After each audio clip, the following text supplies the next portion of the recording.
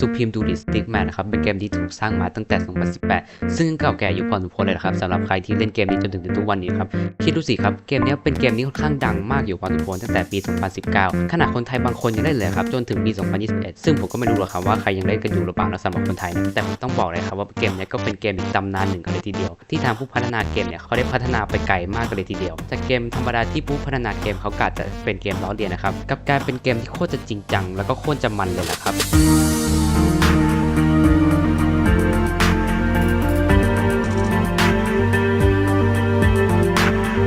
ก็เลยเลยครับว่าจากตั้งแต่ 2018 ถึง 2024 เนี่ยเกมมันดูแตกต่างสิ้นเชิงเลยครับขนาดเพื่อนผมยังจำไม่ได้เลยว่ามันคือเกมอะไรซึ่งขนาดเพื่อนผมยังอึ้งเลยว่าทำไมผู้พัฒนาเกมเขาอัปเดตไปไกลขนาดนี้แต่อย่างไรก็ตามนะครับเราไม่ได้จะพูดถึงประวัติของ Supreme Duelist Stickman นะครับเราจะมาพูดถึงอาวุธหนึ่งนะครับที่ล่าสุดเลยครับเขาก็อัปเดตอาวุธนี้เหมือนกันนั่นคือ Portal Gun นะครับซึ่งเอาตรงๆครับผมใช้ไม่เป็นด้วยซ้ำมาแล้วนะแต่ทุกคนต้องเข้าไปดูกันเลยดีกว่าว่าอาวุธเนี้ยมันจะมีความสามารถอะไรบ้างย้อนกลับไปตอนปี 2018 นะครับแล้วเวอร์ชันแรกๆมาของปี 2018 นะครับยังไม่มีพอเท่ากันนะครับอย่างน้อยมันก็มีแค่ดาบแล้วก็ค้อนหรือว่ามีอะไรต่างๆมากมายครับซึ่งผมเขาบอกเลยครับว่าปีนั้นเป็นปีที่ผมยังไม่รู้จักนะครับมารู้จักก็ตอนที่ 2019 แล้วเพราะฉะนั้นเราไปที่ 2019 กันเลยดีกว่าใน 2019 นะครับมันก็จะมีอาวุธเยอะขึ้นนะครับจนเราสังเกตได้เลยว่ามันจะมีอาวุธที่ชื่อว่าพอเท่ากันใช่ครับเราจะมาพูดถึงพอเท่ากันนะครับซึ่งความสามารถทุกคนน่าจะสังเกตได้ดีเมื่อตั้งแต่เวอร์ชันแรกเนี่ยทุกคนก็น่าจะรู้ความสามารถของพอเท่ากันกันดีครับว่ามันสามารถวาร์ปทะลุมิติได้มันก็จะมีประตู2มิติซึ่งมันก็ไม่ได้โหดขนาดนั้นนะครับมันแค่ทำให้ศัตรูหรือว่าตัวเราเนี่ยวาร์ปไปยังที่เราต้องการที่เราจะวาร์ปนะครับซึ่งมันไม่ได้ใช้ต่อสู้เท่าไหร่ครับมันมีไว้แก้ทางแต่ด้วยความที่ว่าโปรโตกันมันอยู่ในเวอร์ชันแรกในปี 2019 นะครับมันก็ต้องมีบั๊กของมันอยู่นะครับโดยบั๊กในรอบนี้นะครับโปรโตกันของเราเนี่ยจะสามารถใช้ได้ตลอดเวลาครับคือเรียกได้เลยว่าสามารถเสกได้ตลอดเวลาเลยครับคือโคตรจะโกงเลยนะครับมันทำดาเมจไม่พอครับคือเราสามารถเอาอาวุธนี้ไปกลบาทางพวกศัตรูได้เลยครับแต่หลังจากปี 2021 เนี่ยเขาก็ปรับปรุงให้มันใช้สกิลน้อยลงหรือว่ามีคูลดาวน์ที่ค่อนข้างเยอะขึ้นแล้วล่ะครับคือถ้าเรียกง่ายๆนะครับ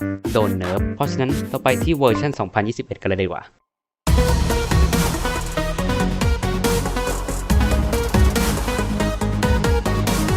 พอเท่าในเวอร์ชัน 2021 นะครับจะแตกต่างจาก 2019 อย่างสิ้นเชิงนะครับโดยเริ่มจากโมเดลกันเลยดีกว่าครับโมเดลมันจะมีความ make sense หรือว่ามีความรายละเอียดเยอะขึ้นนะครับแถมความสามารถมันก็มาเพิ่มเติมอีกต่างหากนะครับโดยผมเคยบอกไปแล้วครับมันถูกเนิร์ฟจากการที่เราจะไม่สามารถใช้มันได้อย่างอิสระครับแต่บวกมากับดูเรชั่นของประตูมิตินะครับที่ค่อนข้างนานกว่า 2019 เป็นอย่างมากเลยนะครับ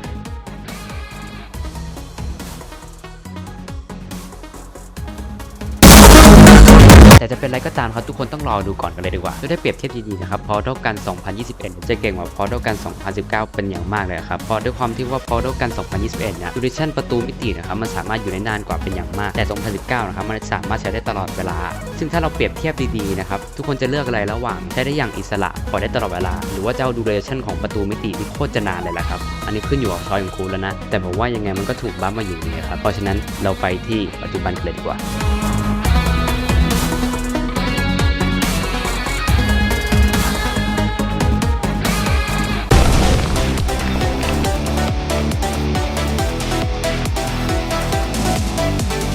ก่อนที่ผมจะมาบอกความสามารถของ 2024 นะครับในไม่กี่วันที่ผ่านมานะครับทาง Neon Brother หรือว่าผู้พัฒนาเกมเนี่ยเขาก็ได้อัปเดต Portal Gun นะครับซึ่งบอกเลยครับว่า Portal Gun ในตอนนี้โคตรจะแข็งแกร่งเลยนะครับแถมมีพลังที่ค่อนข้างเท่กว่าอาวุธอื่นๆอีกครับแต่ผมจะมาบอกความสามารถก่อนที่จะมีอัปเดตนี้นะครับนั่นก็คือความสามารถมันก็จะไม่มีอะไรมากเป็นพิเศษครับแค่ว่ามันสามารถปล่อยสกิลหรือปล่อยประตูมิติได้เยอะขึ้นกว่าเดิมไปเฉยแต่พอมาอัปเดตรอบนี้นะครับPortal Gun 2024 ของเราโคตรจะเท่เลยล่ะครับโดยความสามารถนะครับเมื่อไหร่ก็ตามนะที่ทุกคนใช้ประตูมิติสีฟ้านะครับมันจะดูดเราเข้าไปเลยแหละครับแถมถ้าเราใช้ประตูสีเขียวเนี่ยมันก็จะทำการผลักเราออกไปนะครับเรียกได้เลยว่าคอมโบกันโคตรจะดีเลยแหละก็เรียกได้เลยว่าจากสกิลหลายประโยชน์สุดๆกลายเป็นสกิลที่เท่มากๆเลยในปัจจุบันนี้แล้วนะแต่ก็ไม่ใช่ว่าพลังดึงดูดของPortal Gunหรือว่าประตูมิติมันจะไม่ได้อยู่ตลอดครับพอถ้าเราปล่อยสักพักใช่ไหมผ่านไปสักระยะมันก็จะหายไปทันทีเลยแหละเรียกว่าเงื่อนไขมันค่อนข้างที่จะแปลกหน่อยนะครับแต่ก็เรียกได้เลยว่ามันค่อนข้างเท่อยู่พอสมควรและดูเรชั่นของประตูมิติรอบนี้ครับอยู่ได้นานกว่าเดิมมากๆกันเลยทีเดียวและอัปเดตรอบนี้นะครับPortal Gunของเราเนี่ยสามารถยิงได้เร็วขึ้นเป็นอย่างมากพอๆกับPortal Gun 2019 เลยล่ะครับPortal Gunรอบนี้โหดไปเบาแล้วล่ะครับตอนนี้อย่างไรก็ตามนะครับเราจะมาเปรียบเทียบกันเลยดีกว่าว่าแต่ละปีหรือว่าแต่ละการพัฒนาของPortal Gunมันจะเป็นยังไงบ้างโดยผมจะนับตั้งแต่ 2019 2021 แล้วก็ปัจจุบันกันเลยดีกว่าแล้วไปดูความสามารถของมันกันเลยดีกว่า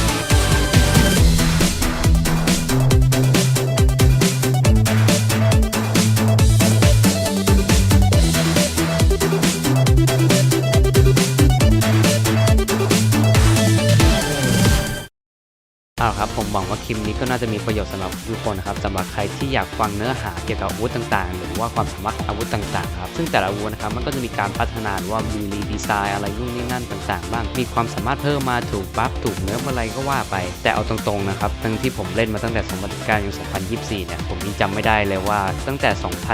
2020 2023อะไรอย่างเงี้ยมันมีอะไรอัปเดตไปแล้วหรือเปล่าอะไรไม่แน่ใจแต่ยังไงก็จะรวบรวมรายละเอียดให้ได้นะครับถ้าได้เยอะที่สุดก็เดี๋ยวผมจะทำได้แล้วนะซึ่งถ้าคลิปพวกนี้ยอดวิวดีนะครับผมก็จะมาทำประวัติหรือว่าจะมาเจาะลึกข้อมูลเกี่ยวกับ Supreme Duelist Stickman